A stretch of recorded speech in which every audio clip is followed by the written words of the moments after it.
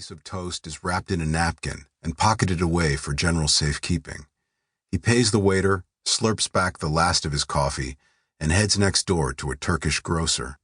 The door chimes and he vanishes inside, only to reemerge seconds later with a paper bag tucked under his arm. With his free hand, he hails a taxi and asks to be taken to Père Lachaise. The driver is a friendly West African named Noel. The melodies of his homeland pulse quietly through the radio. The man likes the music and asks the driver where it is from. Senegal, the driver says. The man settles back into his seat, absorbing the rhythms and enjoying the ride. He gazes out at the fountains etched in verdigris, and the monuments steeped in history, and the streets lined with cracked cobblestones. He clutches his paper bag both tightly and tenderly, as if it is a precious thing that someone might take. He closes his eyes and lets the light bleed through his eyelids as marimbas hint at warmer climes.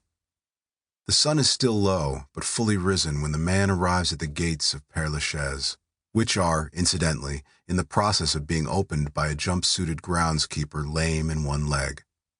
"Bonjour, Claude," the man says to the groundskeeper. "Bonjour, monsieur," the groundskeeper replies.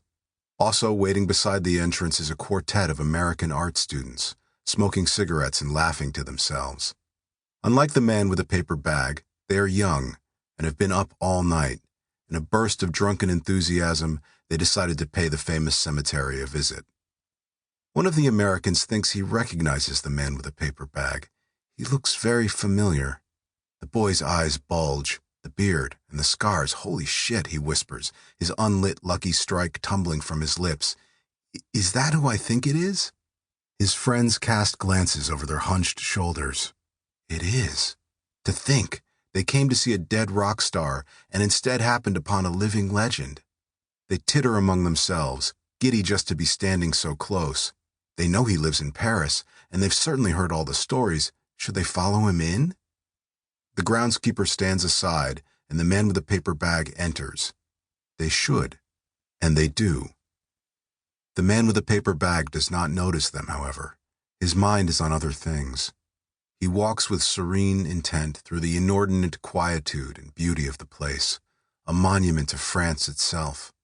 The fading names above the crypts are soft as feathers when uttered upon the lips, which he does, without a breath, with hardly a sound.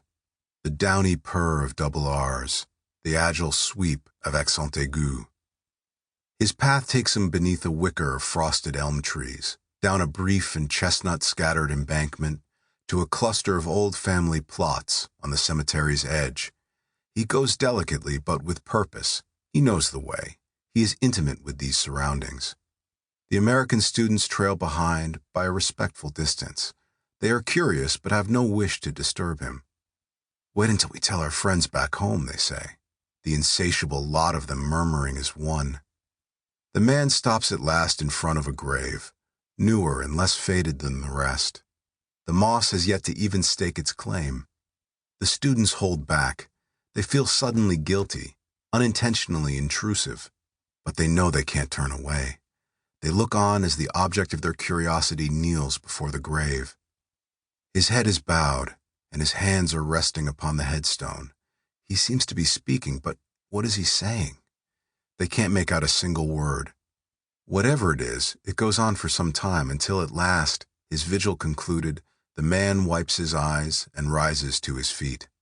He takes something from the paper bag, something thick and clustered, what, they're not certain, and sets it down upon the grave. Then he turns and walks away. The students wait until he is well out of sight before they dare approach.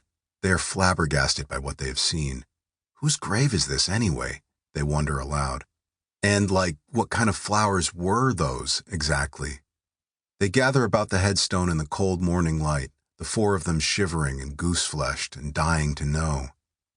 The marble is inscribed with a name they don't recognize. It sounds French, but they've never seen it before. And, as if that weren't enough, the flowers the man left behind are not flowers at all. Instead, resting atop the grass and loam and dried husks of chestnuts is something bizarre, something out of place, something that they can neither understand nor believe. A single bunch